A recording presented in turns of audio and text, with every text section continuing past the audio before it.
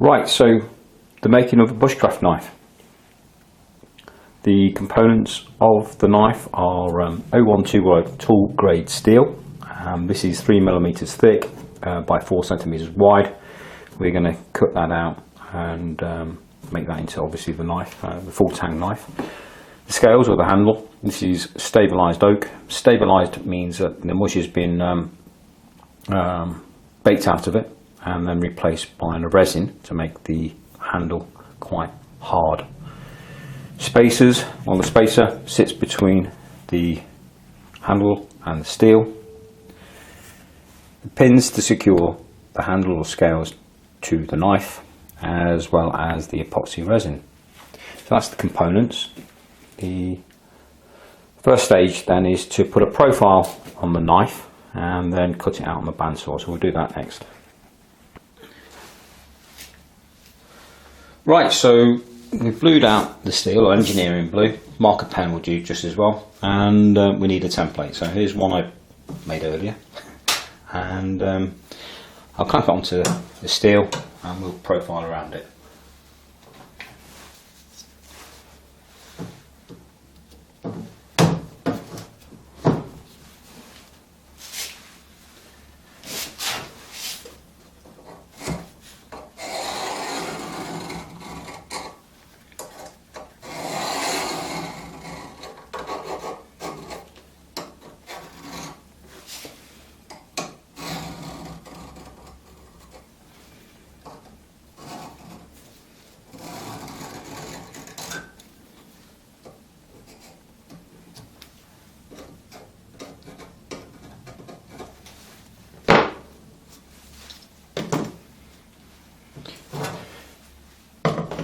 Okay, so I'm sure you can see that, but that's the profile of the bushcraft knife. Next thing to do is to get a rough cut out on the bandsaw, so we'll do that next.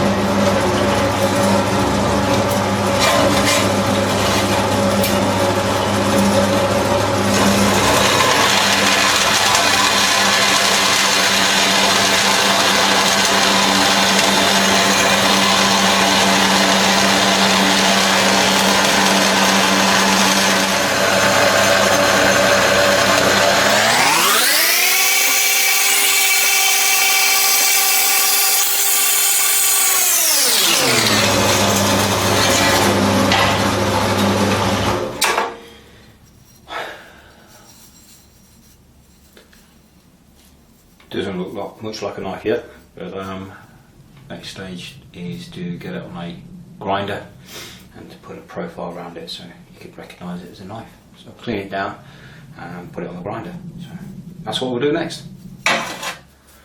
Right, so like I say, next task is to profile the knife. What we can do is use it on this linishing machine or grinding machine. It's got a rough coarse belt. This is a 40 grit, so it should rip the steel quite off. This is annealed steel, in other words it's not been heat treated yet, so it should come off quite nice and easy. So we'll do it on the flat one first, then we'll swap this platen over to a wheeled grinder, and then we'll do the inside curves of the actual knife. So we'll do that next.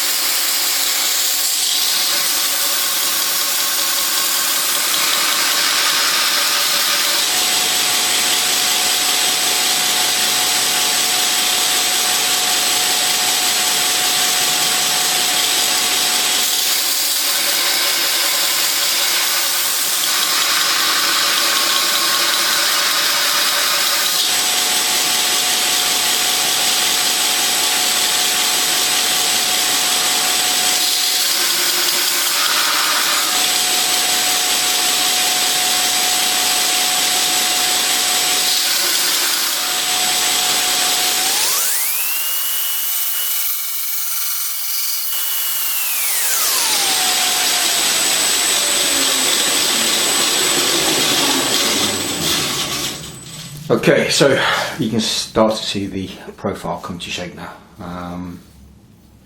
Very roughly ground. You can see the serrations of the 40 grit. We'll smooth that off as we go through the process, so you can see it taking shape. Important things to note here is when you are grinding like this, keep the metal cool. So you see me regularly dipping it. That's just dipping it in a pot of water to keep it cool down. In particular, the tip. If that blackens or blues, pretty much the steel is ruined. You need to either regrind it to take the tip off, or you basically throw it away. So that's it done on the platen, the flat piece of the grinder. What I'm going to do now is change it over, and we're going to put some wheel grinders, if you like, wheel shapes, to get inside these internal sort of grooves.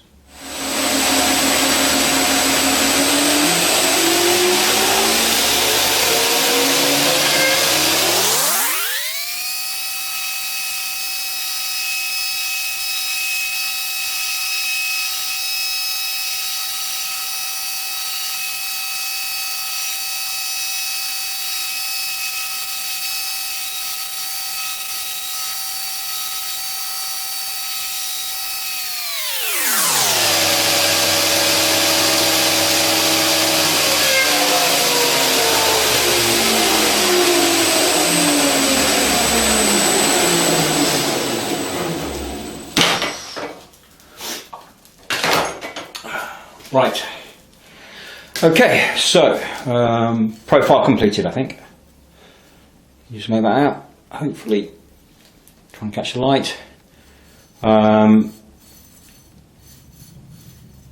the edge, as I said earlier, it's serrated, so the next stage really is to get rid of all of the serrations around the edge. So we'll go from bottom of the handle all the way around the top and the spine. We won't bother doing this bit here, because that's obviously going to be the edge, and that's where we'll grind it down to a sharp edge, so not much point in polishing that. So what we'll do now is we're going to go up from the 40 grit belts right up through 120s, 240s, so on and so forth, so we get a nice polish edge all the way around that. So I'll do that next.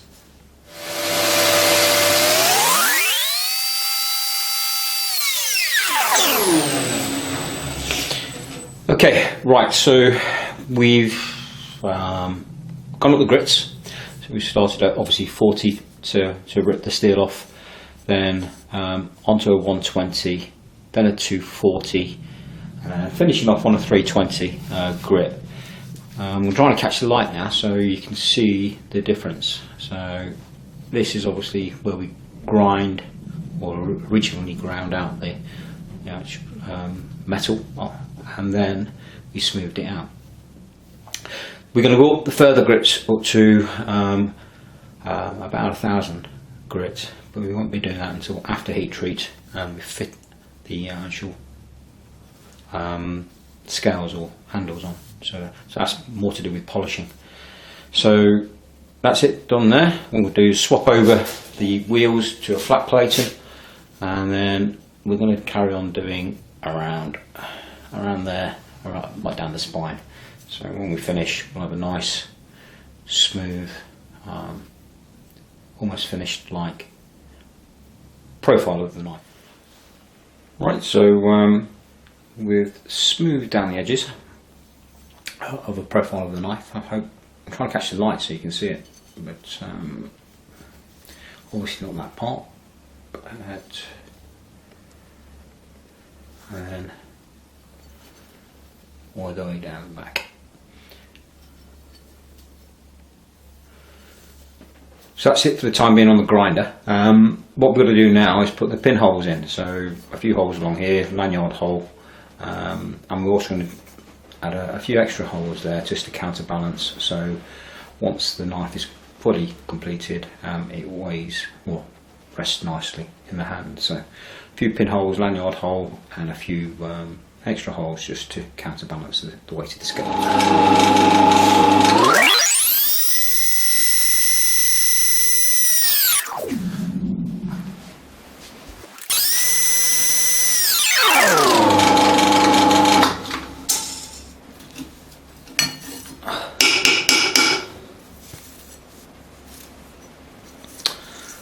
Okay, so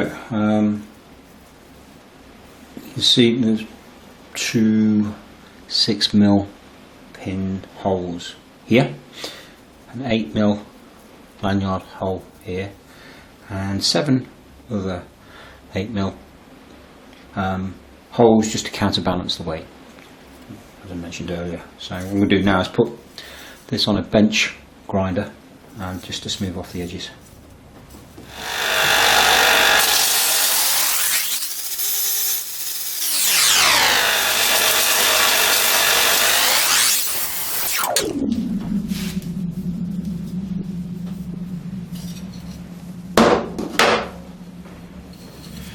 Right, so let's see if you can see that smoothed off the edges of the holes. No burrs there.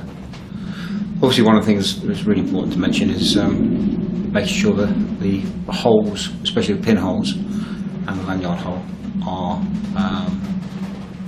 straight or 90 degrees to the metal. Otherwise, when you start to fit the pins, it will be very difficult indeed. So that's it. That's the profiling done, and the lanyard edges. Oh, sorry, the lanyard and pinholes and the counterbalance holes. The next thing we're going to do is to start the actual blade. So, as I mentioned at the beginning, this is a 3mm thick piece of metal, carbon tool steel. And what we're going to do is put it on the grinder, and we're going to take 1mm off on each side, which leaves obviously 1mm in the middle. The reason why I do that is once we start to do the heat treat, this metal goes from annealed or soft state through to our hardened state. And if you grind all of the metal off prior to that and you stick it into the kiln, the heat of the kiln will actually burn the edge off. So what we're trying to do is get a lot of the metal off in its soft state, so we're down to 1mm post heat treat, so it's easier for the metal to come off, and it's less friction, if you like, on the belt. So that's what we're going to do next. To take the 1mm of steel off of each side, what we're going to need is a jig. So I'll explain how that works in a minute, and a inclinometer. So the jig is simply a right angled iron cut off, some holes pre-drilled and tapped out, and a few thumb screws placed in. Now the purpose of that, as you probably can guess, is I can adjust the angle of this jig by turning the thumb screws.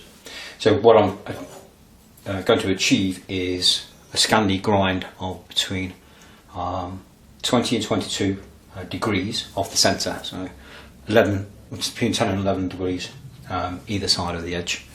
And we'll clamp the knife onto there, pass it over the grinder. So I'm just going to measure the angle to make sure it's still correct.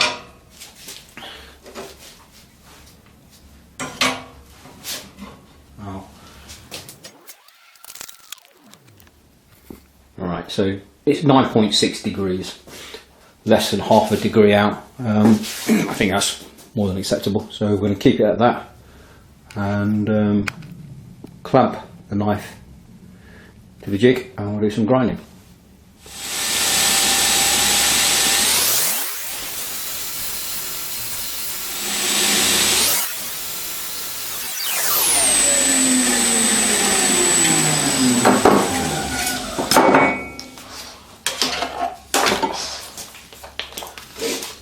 Right, okay, probably just make that out now.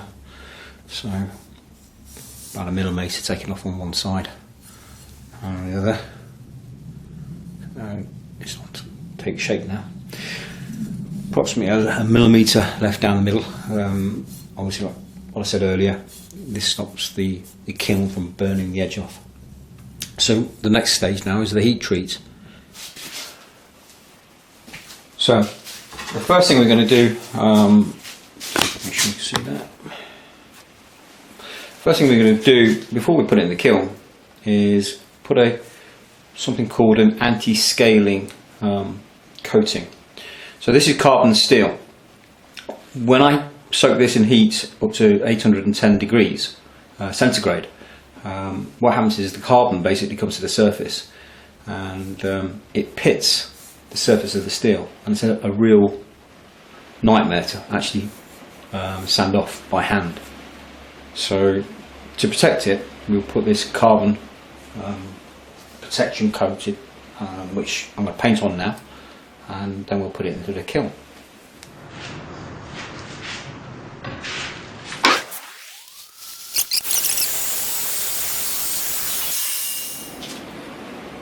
Right, so a few layers of that carbon coating. Oh, I missed a bit here. Well,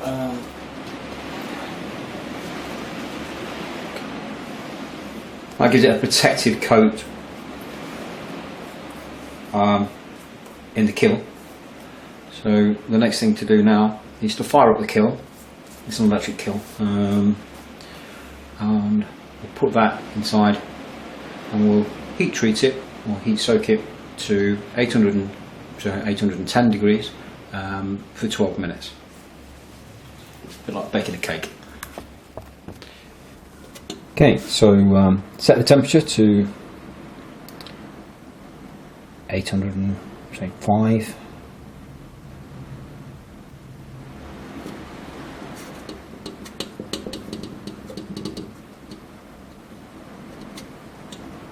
Hold at that temperature for 12 minutes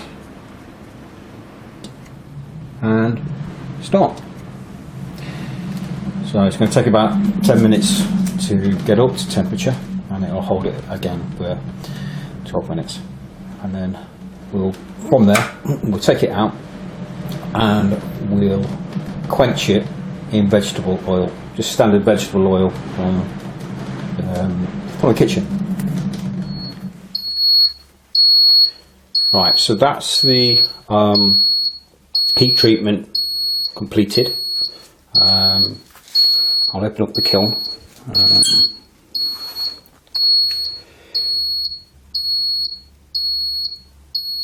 What we're going to do is quench that in,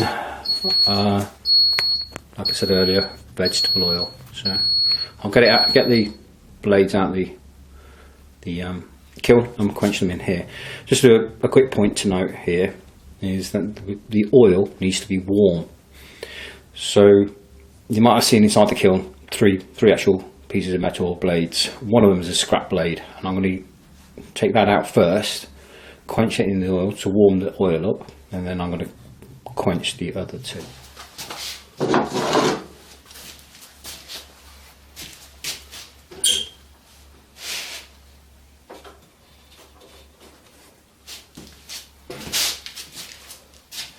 This is where the workshop stinks of like a chip shop.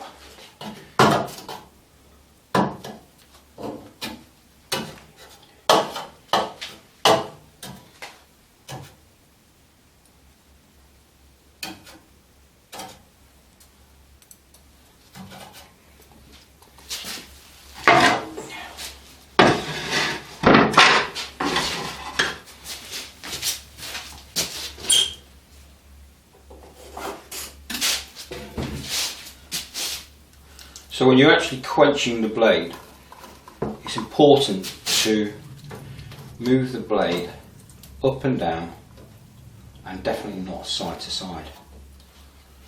The reason being is it's very vulnerable to warping at this stage, and it's extremely brittle. So if I was to drop this on the floor now, it would probably just shatter.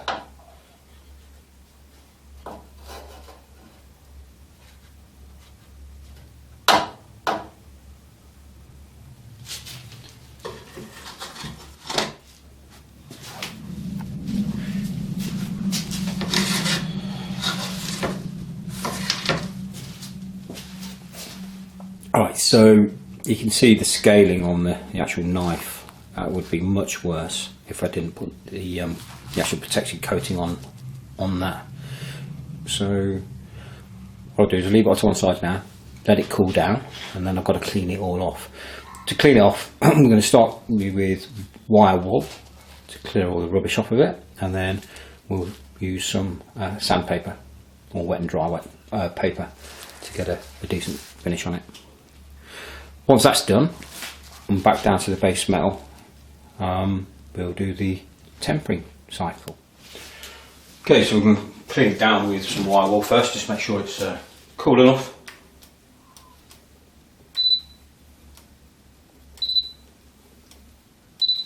Yep.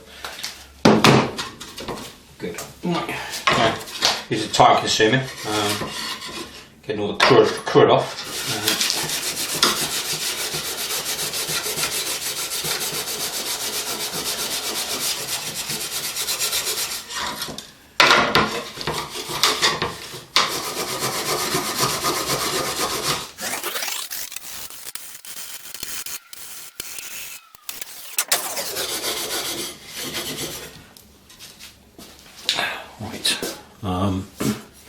You can clearly see that even with the anti-carboning or anti-scaling sort of material, you can still see the carbon coming to the surface. So what I'm going to do now is to hand sand it, so get it right back down to the original colour. We need to do that because once we go into the tempering cycle, a lot of the actual confirmation that it's reached its right strength, Rockwell strength, is by visual colour. So when we go through the tempering, at the end of that, this knife should actually be almost like a golden sandy colour, yellow golden sandy colour, and that would pretty much indicate that we've got the correct Rockwell. And what we're aiming to achieve is a Rockwell of anywhere between 58 to 60. And why that's important is because anything harder, i.e. 60 and above, the steel becomes too hard to work with. In other words, you might be able to sharpen it and it will maintain an edge longer, but once that edge is gone, it's significantly harder to actually put a new edge on it. Anything softer then obviously becomes more malleable and not fit for use. So between 58 and 60, which indicates obviously from a visual perspective a yellow sandy colour. So we'll do that now.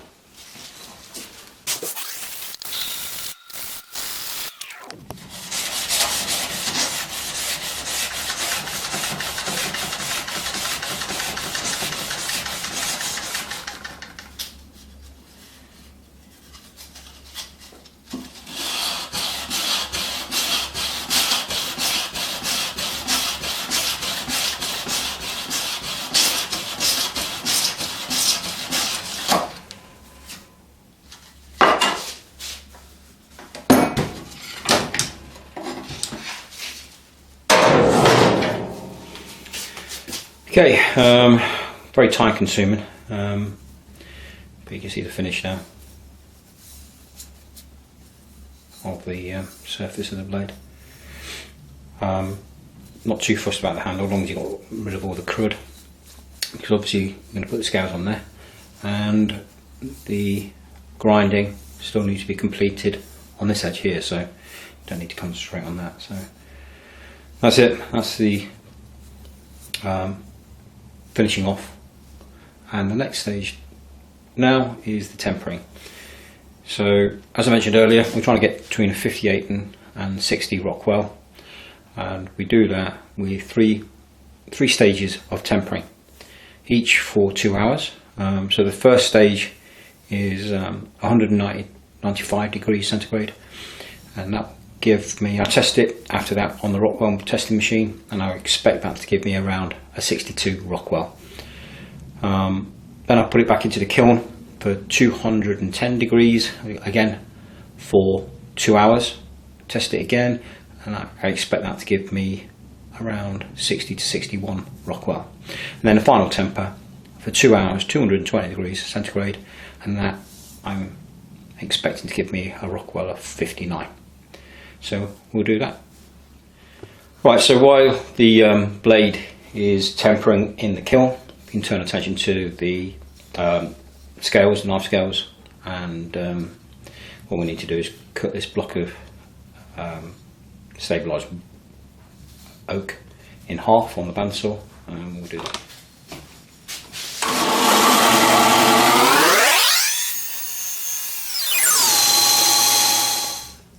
Okay, cut in half, and we're just going to flatten off the surfaces on the bench grinder.